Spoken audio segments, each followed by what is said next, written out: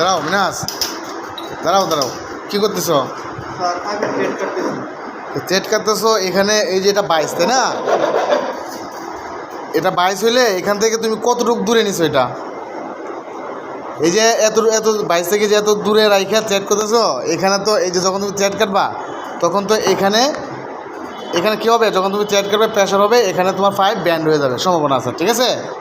তাহলে কী করতে হবে? আরও ভিতর হবে। এই 22 থেকে সর্বনিম্ন কতটুকু রাখতে হবে? 6 ইঞ্চি, ঠিক আছে?